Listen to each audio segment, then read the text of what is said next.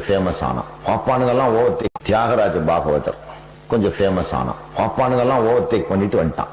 என்ன ஒரு சாதாரண ஆசாரி. அவரு பேர்ல ஒரு கொலை கேஸ் போட்டான். கடைசியில் அவரு கண்ணு தெரியாம செத்து போனார். நான் பார்க்க ரயில்வே ஸ்டேஷன்ல கண்ணு தெரியாம இருந்து முக்கியத்தவர் 300 ரூபாய் என்னமோ கொடுத்துருக்காரு.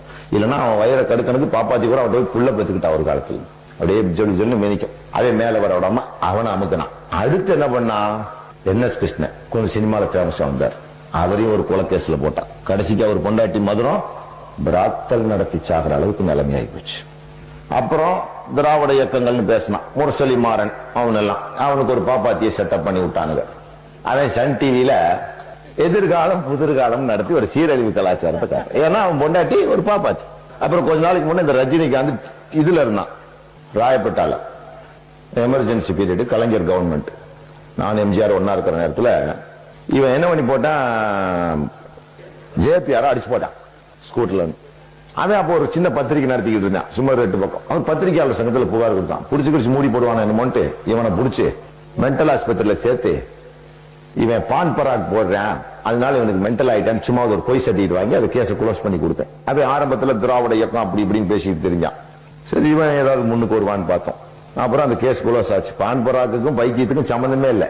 அந்த நேரத்தில் நரம்பு தளர்ச்சி வரும், அது ஒரு காரணம். ஆனா அதுதான் காரணம்னு நாங்க சும்மா பொழுது விட்டோம். அப்புறம் என்ன, ரஜினிகாந்த் அவனுக்கு ஒரு பாப்பாத்தி YG மகேந்திரனோட குழந்தையா பொண்டாட்டியோட அக்கால கட்டி கொடுத்தாங்க ஒரு பாப்பாத்தியா லத்தான். அவன் உடனே நான் ராகவேந்திர ஆச்சாரியாருன்ட்டான். சரி போ. அவர் பாக்கியராஜன் கோபிச்செட்டிப்பாளையத்தில் எங்க ஊர் பக்கத்துல வெள்ளாங்கோயில்ல ஒரு அம்மா நர்சம்மா இருந்தாங்க. அந்த அம்மா பையன் சும்மா வருவான், அப்படி இவங்க நம்ம உட்காந்து பேசிட்டே இருப்பான். அவன் கொஞ்சம் கலை நுணுக்கங்களுக்கான மெட்ராஸ் கூட்டு வந்து ஒரு செட்டப் பண்ணி விட்டான்.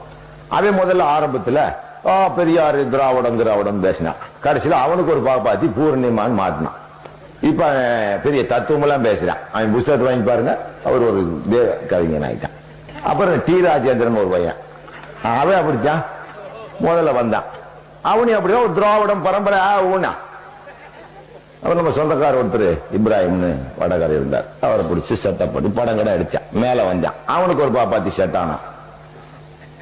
உஷா சொர்ணமுகி நாட்டியக்காரியோட அவன் இப்ப நான் அனுமான் பூஜை செய்யாமல் அரசியே ஆக மாட்டேங்கிறான்.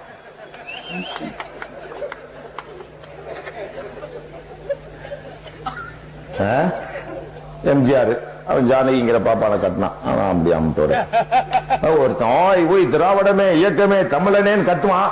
கொஞ்சம் பெருசான ஒரு பொம்பளை பார்த்தோன்னா அப்படியே சொல்றேன்னு கீழே இறங்கி ரகுபதி ராகவர் ராஜா ராமாங்கொக்கால ஓலிங்களா நாடு இது ஒரு தியாகராஜ பாகவதர்